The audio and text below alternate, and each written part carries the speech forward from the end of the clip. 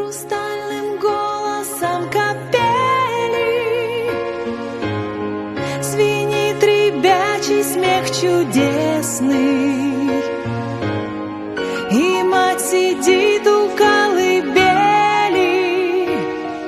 дитя лаская тихой песней. И дом молитвой освященный стоит открытый всем ветрам,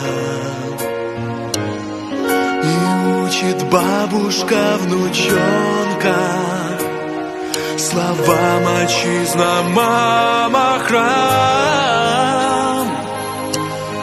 Друг друга храните во все времена, живите в ладу и гармонии.